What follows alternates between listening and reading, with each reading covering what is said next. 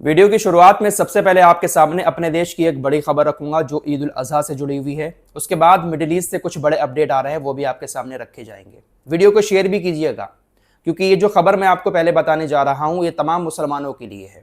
दरअसल ईद उल अजहा का त्यौहार आने वाला है जिसको बकरा ईद भी कहते हैं। बकरा ईद के मौके पर हर साल देश के अलग अलग राज्यों में बहुत सारी गाइडलाइन जारी की जाती हैं। सबसे बड़ी बात यह कही जाती है कि देखिए, भारत के अंदर जो जानवर प्रतिबंधित हैं, सरकार ने जिन जानवरों पर बैन लगा रखा है उनकी कुर्बानी ना की जाए। और इस बार भी ऐसे ही गाइडलाइन जारी की गई है, प्रतिबंधित जानवर पर कुर्बानी मत करना।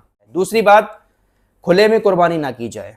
वैसे ज्यादातर मुसलमान इस बात का एहतियात करते हैं, खुले में कुर्बानी नहीं करते हैं, लेकिन बहुत सारी जगहों से खबरें आ जाती हैं कि खुले में कुर्बानी हो रही थी जिसकी वजह से लोगों को दिक्कतें हुई, गंदगी भी फैल गई। जो खून वगैरह निकलता है उसको नालियों में ना बहाएं, बल्कि एक जगह गड्ढा खोदकर उसको वहीं पर दफन कर दें। गंदगी को फैलाने से बीमारी फैलेगी, हो सकता है कि उससे दूसरे मजहब वालों को परेशानी भी हो जाए। तो इन तमाम चीजों का आप लोग ख्याल रखें, कुर्बानी बंद जगह में ही करें, और यही सरकार का भी कहना है।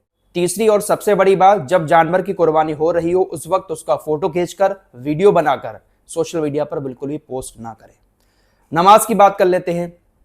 ईद की नमाज एक ऐसी नमाज है जो कहीं ना कहीं बहुत सारी जगहों पर लोग सड़कों पर अदा कर लेते हैं। उत्तर प्रदेश के अंदर सड़क पर नमाज हमेशा से चर्चा का विषय बनी रही है। उत्तर प्रदेश के अंदर ईद के मौके पर बहुत सारी जगहों से खबरें आती हैं कि सड़क पर नमाज इसलिए अदा की गई क्योंकि ईदगाह में जगह नहीं बची थी।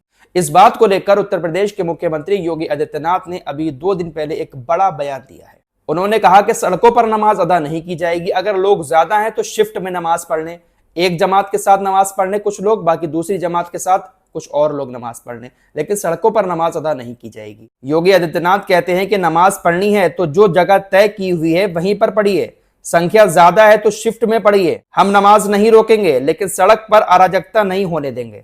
सड़कें नमाज पढ़ने या किसी भी तरह भीड़ जुटाने के लिए नहीं है। मुख्यमंत्री योगी आदित्यनाथ एक प्रोग्राम में भाषण देते हुए कहते हैं कि मुझसे लोग पूछते हैं कि आपके यहाँ पर सड़कों पर नमाज नहीं होती है, तो मैंने कहा कतई नहीं, सड़कें आम लोगों के चलने के लिए हैं। कोई भी आकर ट्रैफिक डिस्चार्ज करे ये अधिकार किसी को नहीं है। हमारे यहाँ सड़कों पर नमाज बिल्कुल नहीं होती है। मतलब सीधी बात यह है कि मुख्यमंत्री योगी आदित्यनाथ साफ तौर से ये बात कह रहे हैं कि सड़कों पर नमाज अदा नहीं की जाएगी, चाहे आपकी संख्या ज्यादा हो चाहे कम हो। ज्यादा है तो शिफ्ट में आप नमाज पढ़ लें, और संख्या बढ़ा क्यों रहे हो? अगर आप ज्यादा हो तो संख्या बढ़ाई क्यों रहे हो? संख्या कंट्रोल करो, लेकिन कानून का राज उत्तर प्रदेश के अंदर चलेगा। मुख्यमंत्री योगी आदित्यनाथ ने बरेली हिंसा का जिक्र करते हुए कहा कि बरेली में लोगों ने हाथ आजमाया था, ताकत देख ली उन्होंने हमारी।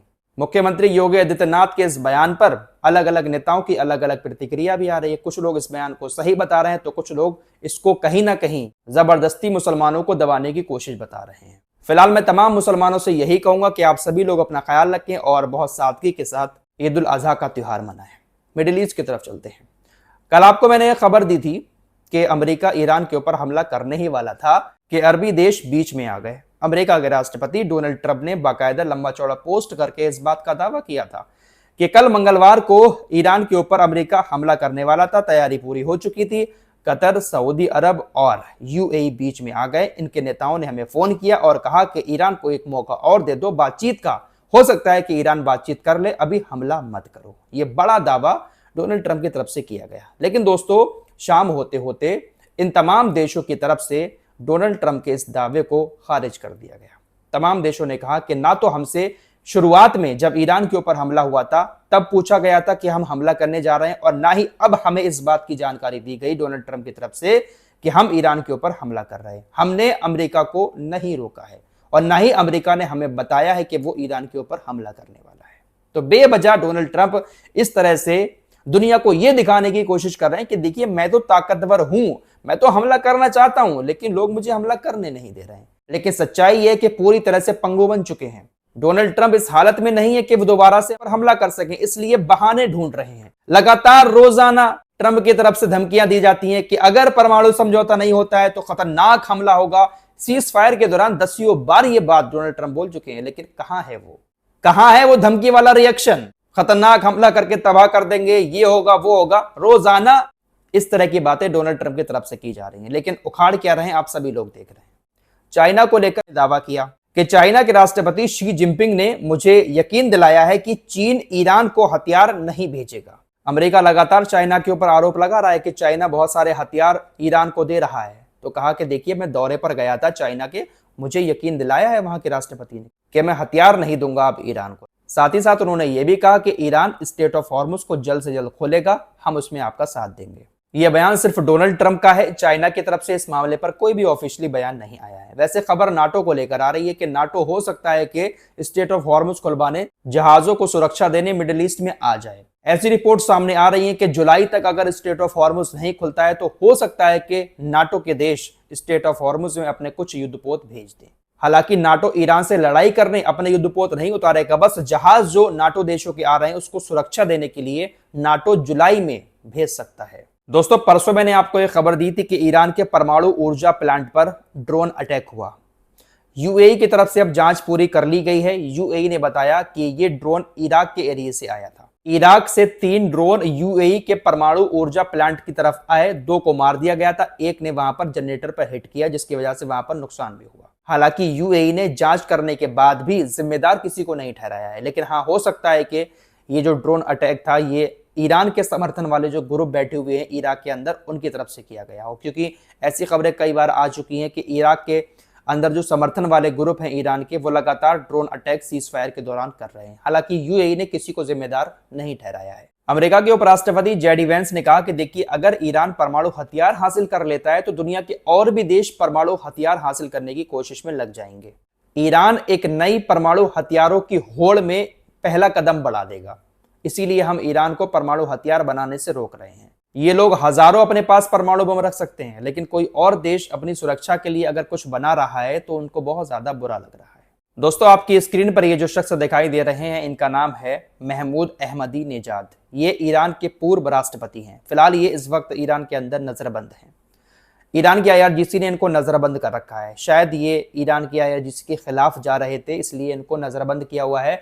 अमेरिका और इजराइल इनको पसंद करते हैं। इस जंग की शुरुआत में अमेरिका इजराइल जब ईरान के ऊपर हमले कर रहे थे, अयतुल्लाह खामनेई जो अली खामनेई थे सुप्रीम लीडर, उनको जब मार दिया गया तो उसके बाद अमेरिका और इजराइल ये प्लान कर रहे थे कि इसी बंदे को एक बार फिर से ईरान का नेता बना दिया जाए।